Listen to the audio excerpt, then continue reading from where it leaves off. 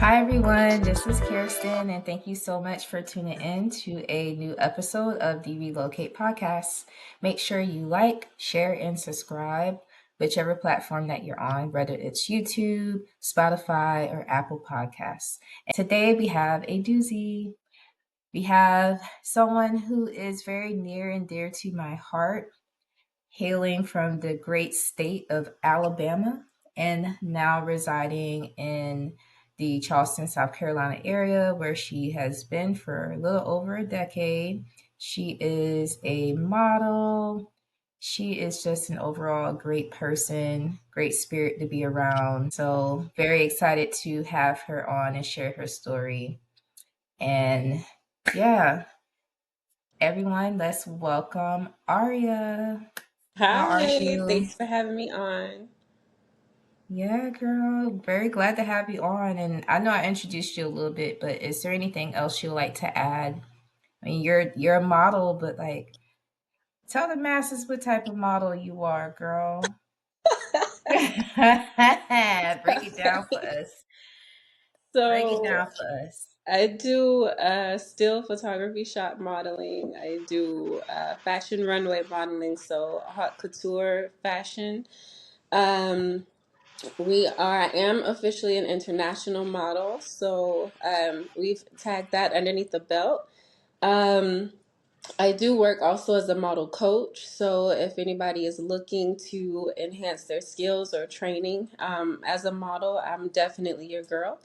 Um, I also have a podcast of my own, Food Talk Podcast of South Carolina, where we do highlight a lot of the minority owned and locally owned businesses in the Charleston, South Carolina area, just to kind of let tourists and local people know where the good spots are to grab a bite to eat.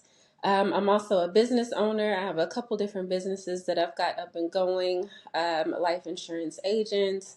And a mom, so we are juggling all of that all together. So Yeah, I left some of the good accolades out. I did. Yeah. Mommy is the new title, the newest title. hmm Um, And then also you're a graduate of the University of Alabama. graduate of You the don't give university. a piss about nothing but the tide. Roll Tide, Roll Tide. So yeah, I am a graduate of UA. Roll Tide all the way. Bama will always be in my heart. I enjoyed my time there in school. Best 4 years of my life. So I did receive my degree from there in Bachelor's of Science in Business Administration and Finance with a minor in economics. Um, I also joined a sorority there. I'm a member of Sigma Lambda Gamma National Sorority Incorporated. So I'm on the Alpha line with that chapter. Tau Gamma is the name of that chapter. Um, so yeah, that's it. I'm also an auto damage adjuster, auto damage appraiser, all of that. So Yes. we So stay busy. yeah, and for everyone who's tuning in and feel compelled to connect with Aria, I will have her social media information, all the ways that you can connect with her in the description of this episode. So this is what it's all about. It's all about connecting and doing it so in a natural way. So yeah, definitely tap into these network of people that I have on this podcast. You heard her; she can fix your car issues Okay, when I you can get in write an estimate. accidents. I can write an estimate. Yeah, she I can. won't be Okay, the so one. she can write an estimate, y'all. She can get you on your way. I'll make sure the shop ain't robbing you. How about that? Yeah, she'll make sure the shop isn't robbing you. Yep. Hmm. And she can help you with your model aspirations. She Acting, I can do do that too. acting as well. So I am an actress Love that. Okay. and singer. So do I have sang on the hook for? We just released a single called Triple Threat with Colors the Network Man, J Vibe, and Sean Treasy. So that single is out and ready for purchase. So yeah, we got a lot of projects going. Yes. Well, it sounds like that you have fully taken advantage of your South Carolina experience. Yeah. And you know what? Before we even talk about that, like dive deeper, let's talk a little bit more about Alabama and just how life was for you during the time in which you were there. And you were in Alabama, was it like the pretty much the whole time before you relocated to South Carolina? Like how was that journey? I was born and raised in Alabama. So I tell everybody I'm a Southern girl all the way. I was raised with those good old Southern values. I'm a Southern belle. My mama was a Southern belle. My grandmama was a Southern belle. My aunties are Southern bells, so they will absolutely let you know a proper way. Um, so, believe in a lot of the Southern hospitality, a lot of the Southern etiquette, a lot of Southern charm. Um, we don't necessarily we keep a close family there. Most of my family is from the country of Alabama. We always get together every year to get all the family back together. We have family come down from all over the country just to honor our relatives, honor our ancestors, our matriarchs. Um, like I said, growing up there was definitely. I didn't have any bad experiences growing up there. I guess growing up, that's what you know. So, um, it's just always going to be home. Um, Birmingham has definitely grown a lot, I will say, since I started out there and especially since I've left. The schools there and the sports teams are pretty much the livelihood of Alabama. So football and eating, football and barbecue, that's what we do. And, we're always up for a good tailgate. It's definitely what we did at the University of Alabama. We were always at a tailgate. Um, the city life scene was great. You've got 5 Point South, which is the hangout spot for everybody. If anybody was in town, that's where you got to be at, was 5 Point South. It's where all the good spots were. But now I think they've built up down close to the city convention center, so they've put some new businesses out there, new construction. They've built up a new stadium, and that's just happened since I've been gone. Um, so Alabama's been developing a lot into their city life. Like I said, it was nice when I was there, but it's developed even more so over the last maybe 10 years or so. Is it developed to the point where you ever considered moving back? I don't know if I would move back. That's not really on my agenda. So, I love to visit. It's always great to go home, see family. It's always great to just kind of see how the city is developing. Um, I know one thing that was a really big issue when I was graduating high school. A majority of my high school classmates, almost everybody moved out of state just because jobs were an issue. Finding quality jobs in Alabama was an issue. Now, again, like I said, that was 10 years ago. So I'm not sure where it is on the career track now. But if you wanted a decent job, you were more than likely going to have to move out of state. Alabama's very industrious, so a lot of the jobs that were there were like working in a factory. Um, so if you wanted a different field, especially a specialized field, a lot of people, especially after getting your college degree, ended up moving out of state like I did. So that was probably a big deterrent and a big reason as to why a lot of people who grew up there didn't really stay there. Um, so I get it. that brain drain Mhm. concept of the best and the brightest people leaving because of the state of the job market. And Yeah. Yeah, a lot of people were seeking those higher paying, better jobs, and it's kind of led to a lot of people leaving out. And so there are some, definitely a lot of people still there. Um, but career wise, most of the people that I know who left, that was their primary reason for leaving. got it. But what was your primary reason for leaving? My reasoning for leaving was one, career wise, I was seeking better careers. Two, my other reason was I kind of just felt like I'd outgrown the city. I kind of did all that there was to do there. And I was looking for something different, looking for a little bit more of um, getting to know people outside of my comfort zone. That was one thing that um, I did want for myself. I wanted to kind of branch out, meet other people, see what life was like outside of Alabama. That was all that I knew, and I wanted something different. I wasn't necessarily expecting to come to South Carolina. It wasn't exactly on my list of places that I wanted to come, but I was happy for it in the end. Um, my job moved me up here as a part of their relocation uh, position that they had. So they chose this city for me. It wasn't necessarily a city that I chose, but I stayed.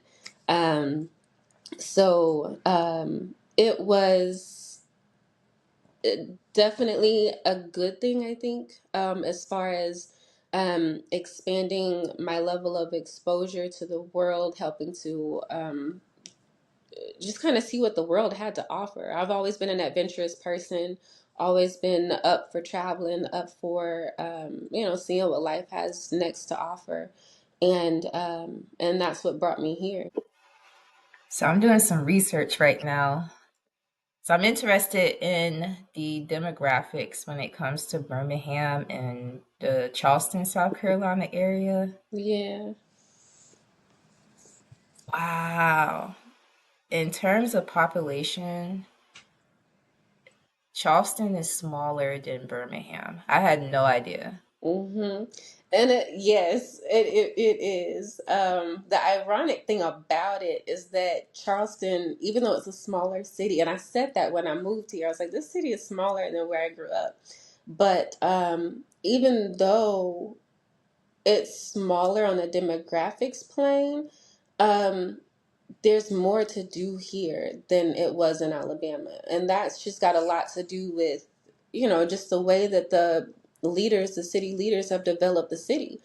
Um, not to say that Birmingham doesn't have a lot to offer, but it's definitely a different ball game. Birmingham thrives a lot on culture. We thrive a lot on history. They do have a theme park that was built while I was there, so it's fairly new. It was called, I think they changed the name, but when I was there, it was called Vision Land. I think they changed the name to like Alabama Adventure or something. So it is a theme park there. if you want, if you I want the had no roller idea. coasters, yeah. If you're looking for a roller coaster, they got it. Um, like I said, they did build up the stadium. So the Steel Dogs, they have a football team. They have the baseball team there. Like I said, sports is huge in Alabama. It's its own separate religion, honestly.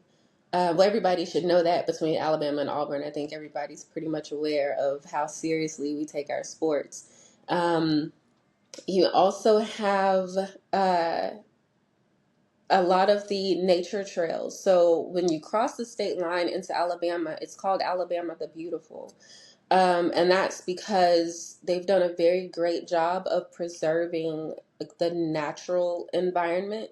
So you're gonna drive through a lot of forests. You're gonna drive through a lot of naturally preserved parks. And I like that they did that. Like I said, it keeps a very homey feel to the state.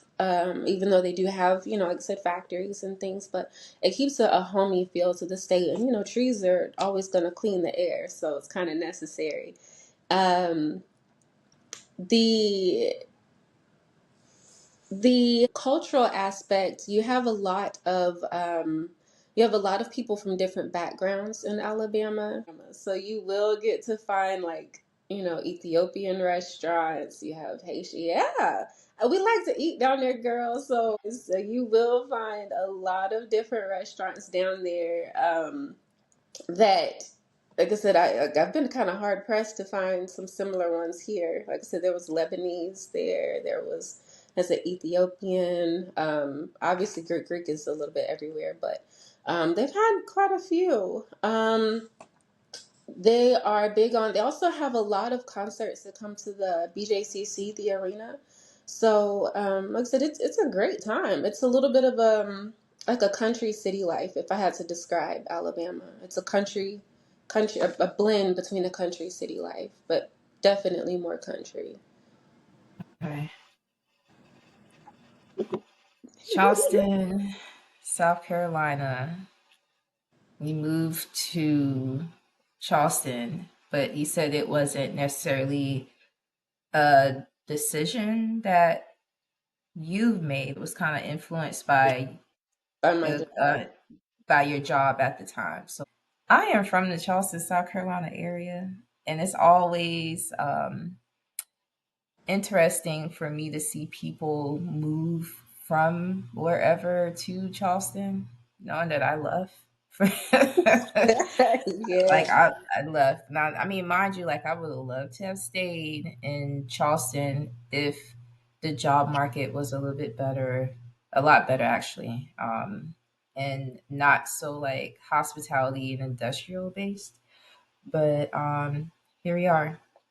I'm in Yeah, it's Texas. funny that you say that because, like I said, my whole reasoning for moving here was my job. My job moved me here. Like I said, it wasn't on my list of places. I always tell people the story. It's so funny to me because it was with Geico at the time. I'm no longer with them, but they were who moved me here. Like I said, I stayed when I left Yeah. the company, but I was where, as I mentioned, I'm an auto damage adjuster, and South Carolina is on the list of top worst driving states in the country. so, um, Yup. so Right they along had with Texas. they had a really high workload here, so they needed extra adjusters. When I was in training, like I said, I knew when I got the job, they said, listen, we're hiring you for this position, but we're going to be moving you out of Alabama. So me, I'm like, okay, I'm all for it. Like I said, I already felt like, I'm ready to expand my horizons. So I'm all for the move. I didn't know where they were going to move me to, though. So in training, they had us write a list of the top three places that you want to move to in the Southeast. It was a Southeast position. So top three states that you want to move to, and the top three states that you absolutely do not want to go to. So I made my list like everybody else in my training class did, and South Carolina was definitely on my top three do not send me list. Right. Because and I put it there because I'm like, listen, I've never been to South Carolina. I don't have any family there. I don't know anybody there. Like um it was on my list of I don't want to go there. And I think the top three choices that I wanted to go to, I think I put Georgia, Louisiana, or Tennessee. I think were my top three choices of where I wanted to go. And yeah, and obviously you see how that worked out because you see where I am. So, and ironically enough, another girl in my class, hers was the exact same way. She wanted to come to South Carolina, and Georgia was on her list of do not send me. They sent her to Georgia. So, yeah. Right. And we pitched a fit about it. Like, we raised all sorts of hell about it. Like, y'all cannot, like, we can trade. Like, I can go, like, y'all aren't losing the position. Like, I can go there. She can go here. They were not hearing it, girl. When I tell you they started talking about, listen, we can always reopen the position and explore other opportunities. I said, say no more. I'll figure it out. Don't even worry about it. So when I say my job chose this city for me, my job chose this city for me. And so I came and I said, we're going to figure it out. We're going to take it day by day and we're going to take it step by step and we're going to figure it out. Yeah, I wanted to ask you what were your expectations upon realizing that you're going to move to South Carolina? And now that there's this added layer of you never wanted to be there in the first place. What were your expectations for South Carolina once you realized you were going to a place you didn't even want to move to? I was terrified out of my mind. I'm not going to lie to you. I was scared. Because I'm like, how am I supposed to do this? And my grandmother was sick at the time. So, I'm like, I'm going to be 7, 8 hours away from her, trying to get back and forth to her. How in the world am I supposed to make this work? I don't know any resources out there. I don't know where to go, where not to go. Like, I don't know anything about this town. So I will say, if I had to sum it all up into one word, it was definitely scared.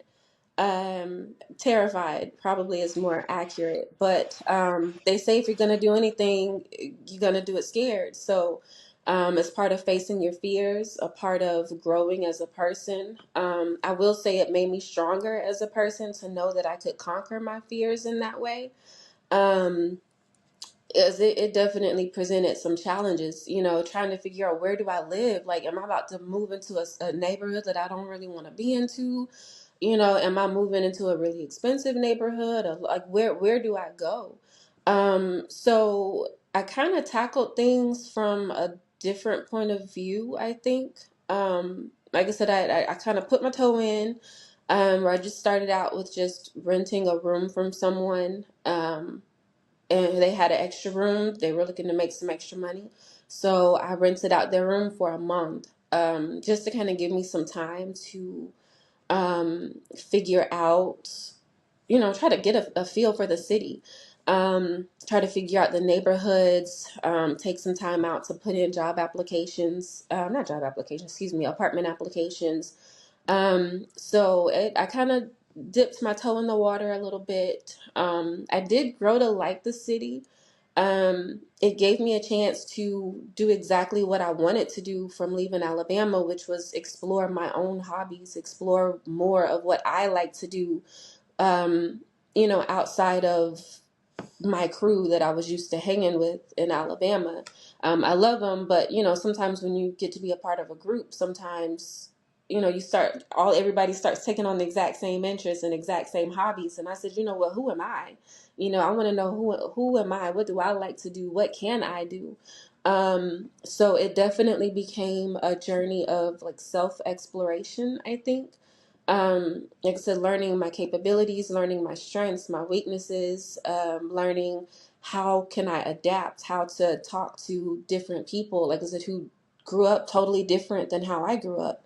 Um, so it was a challenge. I had to, like I said, I found that was back when Craigslist was really huge. So that was a risk. But I found a roommate off of Craigslist. Like I said, it was a little hippie guy, little hippie guy. He was so Gone with the Wind. It was funny. But it was a cute little house out in Park Circle. Cute little neighborhood. And I said, okay, I might can do this. He was very helpful. Um, Explained all of the different. He told me, like, go here, don't go there. Kind of gave me some tips and pointers. So it was my first point of contact in the city. Um, I um went back to, online resources was my key from there, with finding apartments, where to go. I said I was looking for other roommates on there. And again, all of it was online resources. Again, because I didn't know any of local resources. Now that I've been here for 10 years, I can, I know a little bit more about how to navigate the city. But yeah, finding those online resources definitely helped with at least kind of giving me some places to go check out. Getting to know a few people um,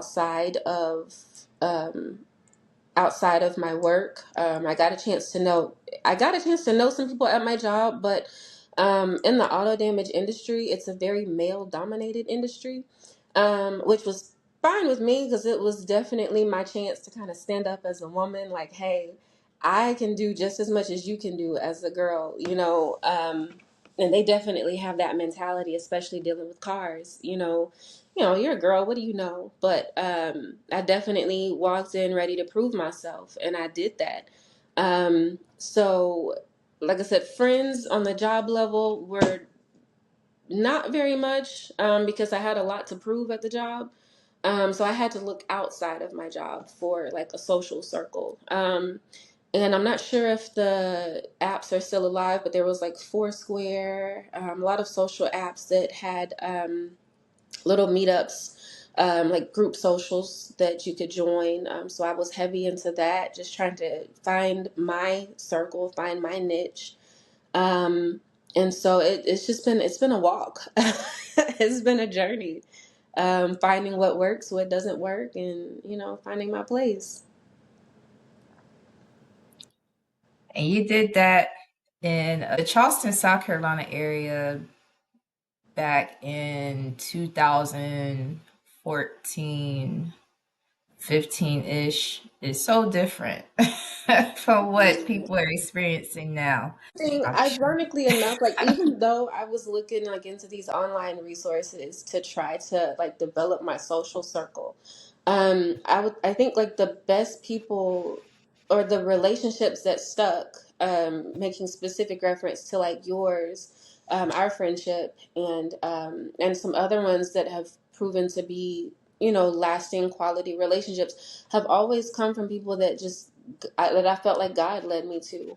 It wasn't anybody that I was really looking for. Some of them found me, and and we've had a great friendship for years. And I met you when my first couple of years being here, when me and you met. So, guys, as you stuck the little note on my car for Yeah, K Puzzle, I was like, oh snap, there's a Zeta nearby. And yes, so that was awesome. I'll never forget that. And so yeah, and it always ironically enough, it always came through a neighbor. It was some of the best. Yeah, I met your auntie was my neighbor, and so some of the best friendships I've had came from just being a neighbor. That was awesome to me. Just kind of like I said, looking to see and knowing that okay, even though I'm out here by myself, I'm not completely by myself because God sees me. So that kind of gave me a little bit of boldness, I think, knowing that like, okay, like I'm protected. I'm he knows where I'm at. He knows who's around me and he's watching everything that's going on. Like I might be out here by myself, but I'm not completely by myself. So it definitely gave me a little bit of boldness, gave me a little bit of confidence, a lot of confidence in knowing that like, okay, I can do this. Like I can make this work. So yeah. Oh, and for everybody who's tuning in, you're wondering why is this crazy girl putting notes on people's cars? Like, let's get this we got to straight clarify that. We do right have to now. clarify that. So, Arya mentioned that she's a part of a sorority, and that sorority, Sigma Lambda Gamma, Sigma Lambda Gamma. is a cousin sorority to my sorority, Zeta Phi Beta. So when I Hmm. saw Arya's license plate and it Yeah, was her sorority's the letters. initials, like yeah, so I saw that and I was like, oh, it's South Carolina because that chapter or that organization at the time wasn't that affluent in South Carolina. So like, Mm-mm. my experience of Sigma Lambda Gamma was like going to Florida and experiencing Greek life there and road tripping. But I've never seen Yeah, we were a just cousin in South Carolina. yeah. How else was I supposed to get in touch with her? I don't know where she lives. Yep. And the car was parked near my relative's house, and then I found out that once she did respond to the note, that she was like two doors down, so it was perfect. Yep, it was absolutely perfect. Yep, we got to hang Yeah, out a lot. I'm so glad you did, though. I'm so glad you did, because yeah, we weren't very heavy in South Carolina at the time. The chapter's still growing out here. Um, so we had started growing a lot in the Southeast, but South Carolina was not one of the faster growing states that we'd broken into yet. So we were heavy in a few other states, but not quite yet here. So yeah, maybe a future venture to delve into, but yeah. Okay. Um, you mentioned that part of the reason you were excited at first about relocating, like back before you realized that you was coming to South Carolina, you wanted to dive a little deeper into your bag of like independent things that you are interested in, like really explore yourself more, figure out what does Aria like to do aside from uh, what you were already accustomed to being around your group of friends hmm in Alabama. So, like, what was Aria interested in when she first landed in Charleston, and how did that develop over time? so the primary thing, I got really heavy into reggae music. One of the first things that I did when I got here was I found out about they used to play reggae music every Sunday out on the beach at Coconut Joe's. And I was like, what? I'm there. It's a bar, it's food, and it's reggae music, and it's a rooftop over the water. Like, I'm there. So that was one of my very first hangout spots. That was and I loved it. Reggae music brought me so much peace. Um, and I love the vibes. I love the atmosphere. I love the people that I got to know up there. It was literally like a little family up there. Because a lot of the same people, they just came up there every single weekend. When the band used to play up there. And so I got to know a lot of people that way as well. Started going regularly, got to know a lot of people up there. They were so awesome and so welcoming, which, most people who listen to reggae music, they have a very chill vibe anyway. So, but that got my interest. It made me fall in love with the music. It was a lot of old roots reggae, like Bob Marley, and uh, so I got a chance to just kind of relax, have some fun, meet some great people. I found my love of dancing up there. I used to love to get everybody up on the dance floor. I used to literally have the entire room up dancing. So we had a lot of fun. And from there, I got involved with volunteering for Fall Reggae Jam, which was a local charity benefit concert benefiting the animals at an animal haven in Jamaica. So I got a chance to do some volunteer work for a really great cause. Like I said, I love animals. I'm a huge animals rights activist. So it was a great chance to kind of get out, do something positive.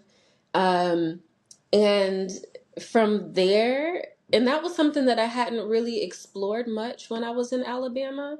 I don't know why, but I really kind of fell in love with reggae music once I moved to South Carolina, and like you said, really kind of started diving deeper into my own interests and my own hobbies, and just finding out what I liked. I figured out that I really love reggae music. So yeah. Charleston is so rich in seafood. Mm-hmm. And like that's one thing I'm very proud of. Like as far as being from the low country, I'm very proud of the fact that people can source their own food. They don't have to necessarily go to Yes. the grocery store if they Yep. don't want You to. can go get your kit, go right down there to the water. Yep. And yeah, I'm very, very proud of that. So for you to once upon a time love seafood, And you know and I now did because you're a I was. vegetarian and you're living in a city that is so prideful, and like there's a seafood market on almost every corner. Yes, everywhere. People selling seafood Off off the the back of street. a truck. Yep. Yep. How in the world did you transition to be a vegetarian? Like that didn't happen when I Uh-uh. that we was eating No. seafood when I first met you. What happened? Yes, I was at all of your crab cracks, girl. I think I was one of the last people to leave your crab cracks. Like I was there tearing up all of the crab. So yes, I was heavy on the seafood, and that's something that has just been with me. That's something that I've loved since I was a little girl. Like I could put away some shrimp now, and shrimp, fish, and my family out in the country, they own a pond on a lake that had catfish. So we used to go out there and go catfishing, go get all of the seafood. I was for it. But yeah, I gave it up. I gave it up. It was not easy living in a town that is so heavy on seafood. It was definitely not easy. Because they got some really great seafood. They got some really great seafood places here. And it's all fresh, like you said. Just it's right there. It's right here on the water. It's all fresh. But I did make that choice. I did make that jump in my life. That was another part of like my self exploration. Me wanting to improve as a person. Me just wanting to just explore more about myself. And I got to know more about myself when I became vegetarian. I actually, ironically enough, I started out raw vegan, completely raw vegan, which honestly was great. I felt really great making that move. But being raw vegan in a city like this can be very isolating, because there's no restaurants that cater to you. You have to look very hard to find a social circle for raw veganism. Um, which led me to kind of transition. The more that I picked back up, I kind of realized, like, wait a minute, like I'm by myself. Like, I'm by myself. It was great. I got to cook everything. I made everything from scratch, girl, all the way down to my condiments, like ketchup, barbecue, like everything. I made it all from scratch. And I love cooking. And when I started kind of diving into my love for cooking. And so I went from raw vegan. I started kind of picking back up my social life. And you start going out with friends. Okay, you're not going to find a restaurant that doesn't put cheese on everything. You're not going to find a restaurant that doesn't put eggs in all their bread. So it's kind of hard to say that you're a raw vegan at that point. You kind of just got to roll with the punches. So I started transitioning I went from raw vegan to vegan, because raw vegan is where you don't cook anything. Nothing is heated over 200 degrees.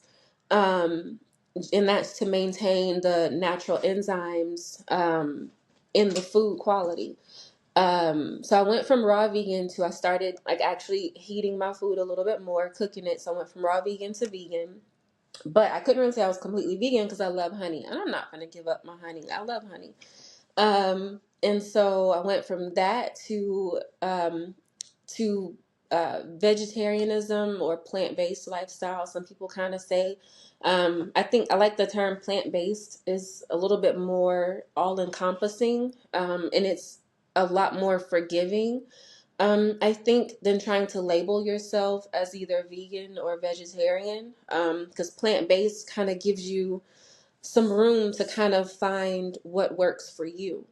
Um, it's also one of the things that we kind of dive into on our Food Talk podcast. And so I would say now in vegetarianism, like I said, I made that journey. I started out with that journey, um, just wanting to work on my own self image. It became a journey of self love. It got to a point where I started saying, like, you know what, like I know this box of donuts is bad for me. Like, it's gonna make me feel like crap. It's gonna make me bloated. It's gonna, probably give me acne. Like, why am I putting something into my body that I know is bad for me? Like, I know is there's not gonna be any, like, I'm not getting anything good from this box of donuts right here. So why am I still doing it? And that became a question of, now you got to look at your life, and now you got to start questioning, because again, I moved to a city by myself. So when you do that, it's a huge, like, it's a change in your life, and it makes you start looking at you more so than looking at everybody else. And so when I started looking at me, I'm like, okay, well, now I'm in a position to where I have to evaluate, who am I letting back into my life? I moved away. And, when you do that, some things stick with you. They always say the people that love you stick with you no matter where you go. I said, you moved away, me, you still talk all the time. So, um, the people who are meant for you, they're not going to go nowhere no matter where you go in life. But when you move, it kind of forces you to let go of a lot of negative things that are holding you down, that you may have just gotten accustomed to keeping in your life simply because it's familiar. And so when I made that change over into a vegetarian lifestyle, that was me telling myself, listen, I'm taking back control of my life, and I'm taking back control over who's in my life. And I no longer want to allow something or somebody into my life that is not bringing anything positive or bringing anything good into my life. I don't want it. And so it became, and that's why I said it became a journey of self love, because if I love myself, I'm going to want the best for myself, right? Like, I love my kid. I want what's best for my kid. I want my kid to have everything, as long as it's not going to hurt him. I want him to have it. Be happy. Enjoy life. Come on, you want to come sit? You want to say hi? You say hi? Say hi. So this is my son. I call him Bear. That's my nickname. It's my little nickname for him, Bear. Hey, Bear. Say hi, baby bear. Hey, Bear. Say hi. Me, Bono, you gonna wave? Say hi. So he is 2 years old now. Yeah. And I've been in South Carolina for 10 years. So I moved here in 2014. So obviously this kind of added to, trying to figure out life in a different city. It added another realm of challenges that is a lot different from navigating life as a single person with no kids, no responsibilities. It kind of opened up the door for, learning how to navigate, learning how to, learning how to navigate life in a different way. 'Cause being a mom changes your life in a whole different. It's a complete 180 after you have a kid, and especially having a kid in a city where you're still trying to figure things out. So yeah, it's been a great journey though. I can't complain. It's a journey that's still continuing, but it's been a great journey. I am so glad that you touched on that. And you touched on a lot of real life situations that so many people are going through. And on top of being in a city where they may not have any family nearby. And it's really just you and your the family that you have like created in the city that you reside in. So how's that journey been for you? Like, what are your takeaways being in South Carolina for 10 years, and now you have this new process that you're um, this new part of your journey that you're processing with motherhood. Um, Yeah. I think my takeaways would be to keep faith. And I know that is a little cliche to say, but I think being in that position puts a real, it puts a real, what's the word I'm looking for? It puts a real definition to faith. Like, it actually lets you know, like, this is what it looks like to have faith when you literally don't know how something's going to work out, but you're still walking and you're doing the work and you're moving forward anyway. um, when those challenges come up that you didn't foresee coming, because how could you when you're in a whole new city and you're still trying to figure it out, and you see these challenges come up? Okay, well, how am I going to get through this, God? Like, prayer is an absolute necessity. I think that's been the biggest part of my move. I didn't find God until I moved away and got by myself, and I didn't have nobody else to depend on but Him. And so when things started coming through, when things started working out, I'm like, yo, like, this is what it looks like to say God is moving in your life. And I'm sure you can attest to that, being out in Houston, excuse me, Austin now. But, I will say keeping faith is the biggest part of it, is not getting discouraged when those challenges hit you. And just knowing that, like, you might feel alone, but you're not by yourself. God keeps His eyes. They say He will leave the 99 to get to the one. Well, when I moved out here by myself, I was definitely the one. I was completely by myself. And so it gave me a chance to get to know God for myself, and to not only get to know God for myself, but to learn more about myself. And so being a mother forced me to dive for resources, looking for, and it forced me to to change my perspective a little bit more, because being a mom, you can't let everybody around you. You have to really take time to evaluate a lot of different people, because at that point he's dependent on me. And I'm a single mom, so I'm the only person he's got to depend on. He don't have anybody else to depend on. I am the whole show. So what do you do when you need help as a mom, as a single mom? What do you do when you need help and you're in a city by yourself, without any relatives, without any friends, or people that you've just recently met? And again, that's where relying on God comes into play a lot. I dived heavy into the church. The church has been probably one of the best decisions I've made coming out here. I have gotten involved with a lot of maternal programs, that were designed specifically for single moms. A lot of those resources were thrown at me, from the hospital and places like, hey, check out this support group. Support groups were huge for me, especially dealing with motherhood, because at this point now I want other people's experience. I want to know, is this normal what I'm going through as a mom? Is am I doing this right?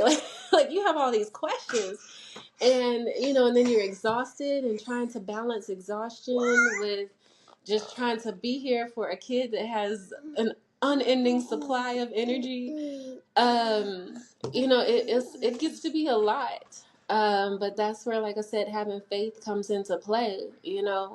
I've had a lot of people have extended their kindness. I have developed a social circle out here that I cannot they're incomparable. Like I said, Colors the Network man brought me under his wings. It's like, hey, you got talent. Like, you can really make something work for yourself. He encouraged me to believe in myself. He supported my dreams. You've got people like Mr. David Freeman with DFE Enterprises. It's definitely hard for me to ask for help. And so having that go-to network that I know understands where I am in life really helped a lot with just kind of putting my foot down and reestablishing my life. You've got people like my pastor at my church. He's been there for me. I can call him up anytime I need to talk, and he's always there with the word of prayer, always there to help support. The women there in that church have been so welcoming. They've created like almost like a sisterly bond. I cannot replace any of the people that I have met in my life.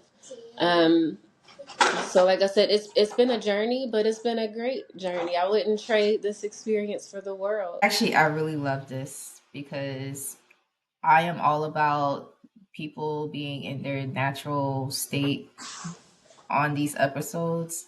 Yeah. And I mean, let's be very frank, because a lot of the people who tune into this podcast, and shout out to the 60 and up crew.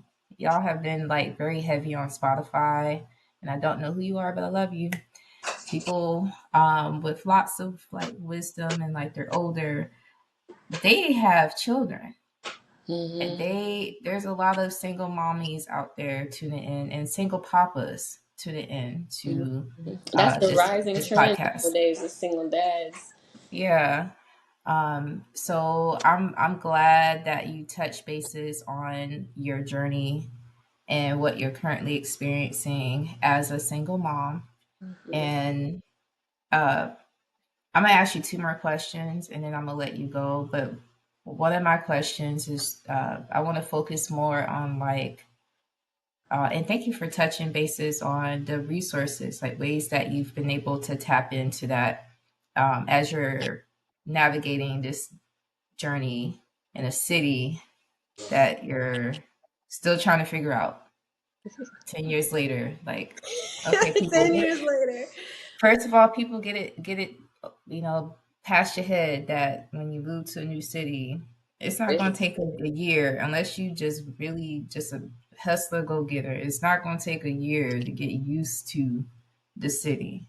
It's Mm-mm. just not. It takes Let's be real. I still use a GPS getting around town, girl. Listen. Come on. I use a GPS in my home city.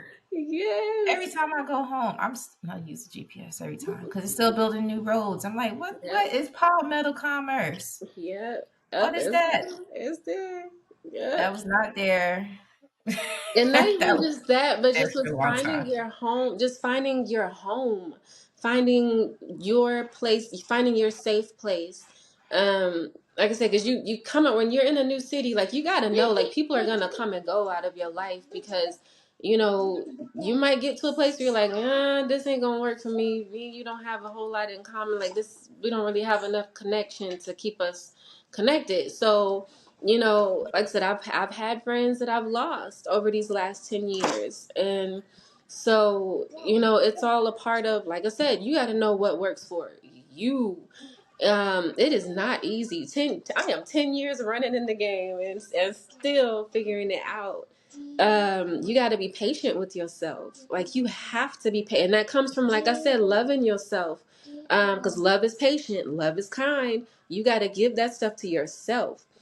um be kind to yourself, be patient with yourself, and know that you are not going to find your tribe all in one sitting. It's not going to happen all in one day. It's going to take time for you to find your tribe and to find out who really got your back and who really don't. Yeah. It took me about 4 years after moving to Texas to find my tribe. And by the time I found them, I left Houston. Hmm. And I was like, dang, I gotta start all over again. But I want to leave Yeah, PCU. I I didn't say know care for it. about 5 years is about the average, I think, because that's when I really started kind of well, I had found my tribe. I did find my tribe within the first 5 years. And then like I said, that was my tribe. We all met up at Coconut Joe's. That was our spot. That was that was our hangout spot. And then once all of that kind of changed up, like I said, everybody kind of went in different directions. They've moved out of state.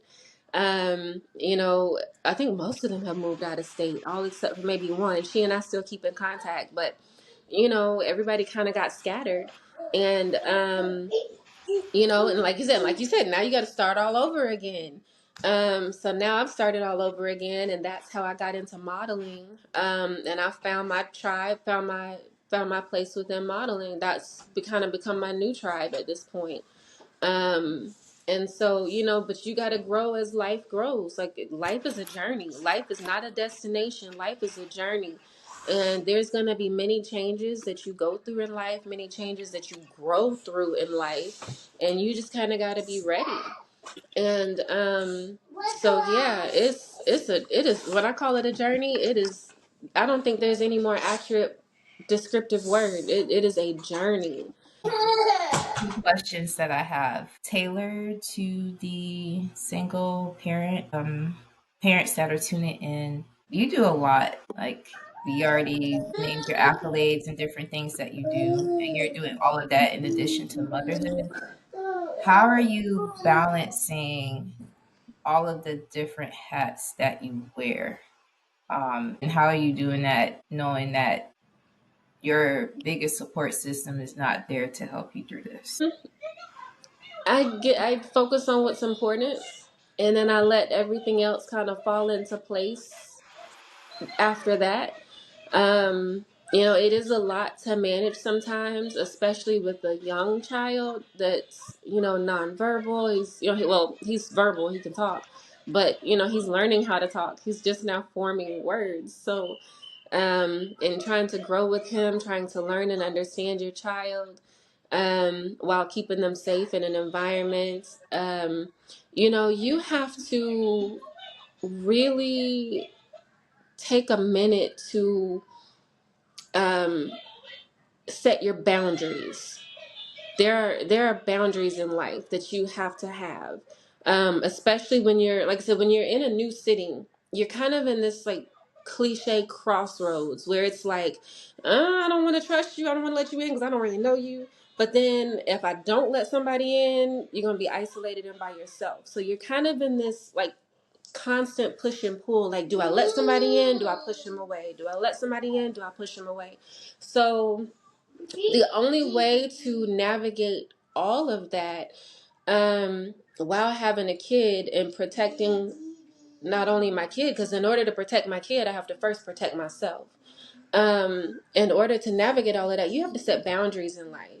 And like I said, that was one of the things that I had to learn how to do with learning how to love myself, set boundaries, know how to say no, learn how to walk away when something is hurting me. Where I recognize that, hey, this is doing more bad in my life than doing actual good in my life. Now I got to make the choice to walk away. Um, and so you have to, once you set your standards and you set those boundaries in life, you got to stick to them. And it's not easy to stick to them either. There are going to be times where you just do stuff out of habit. Like, oh, okay. No, wait a minute. Nope. That's going against my boundaries. Like, we got to retract that. So it is a constant process of development. It is a process, a constant process of refining yourself.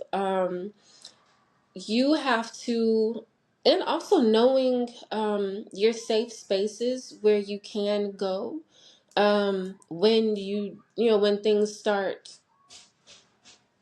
getting overwhelming. You got to know where you can look to for safety, know where you can look to for rest.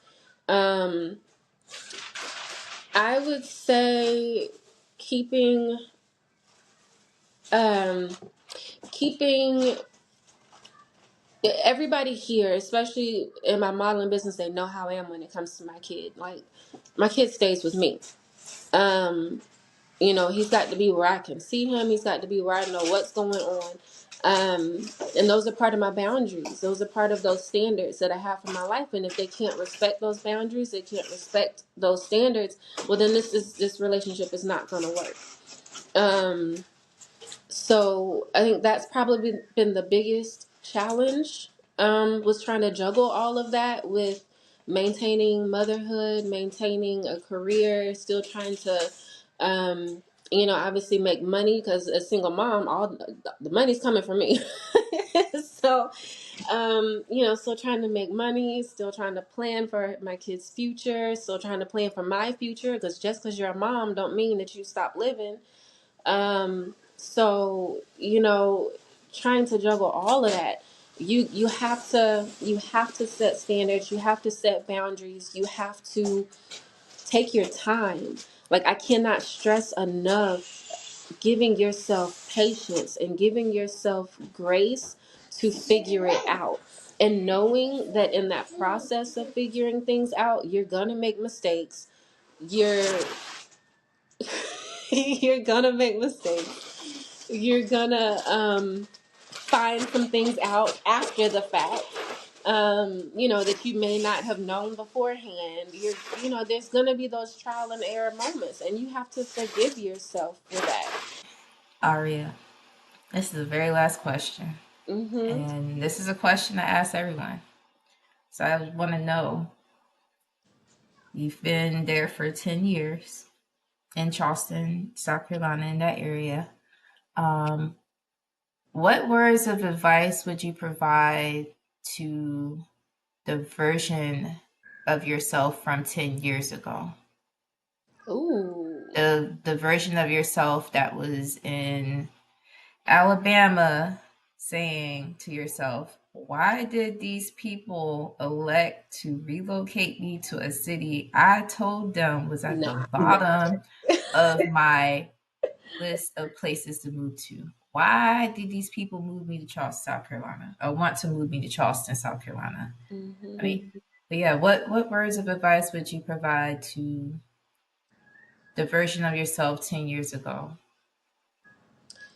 I would tell myself, you're gonna make it. Um, those dark nights where it seems like you're not gonna make it, just know that you're gonna make it. I would tell myself not to give up, even though there will be things and people telling you to give up. Don't give up.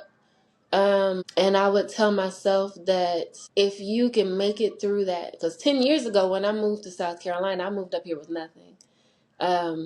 I had zero. I think I had $600 to my name. I had no furniture. I had nothing but my car, my clothes in a suitcase, and my dog.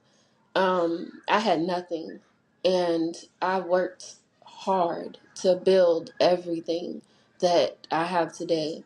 And I would tell myself, keep pushing. All of these nights that you spend, trying to figure it out, trying to put two and two together, it's gonna pay off. Just keep walking, and um, that you're gonna look a little different in 10 years. You think than what you think life is gonna look like. You're gonna be in a better place, and that it's all gonna be worth it. Um, Well, thank you so much for your very encouraging words of wisdom, for sharing and being vulnerable with us about your journey from Alabama to South Carolina. And I also, as a friend, aside from all of this podcasting stuff, I'm very proud of you. Very proud of you. I've seen you do things that I just know a lot of people would probably fold. it's been tough. Yeah, a lot of It's people would probably fold. And there's been moments I'm just like, I don't even know how she's still in South Carolina.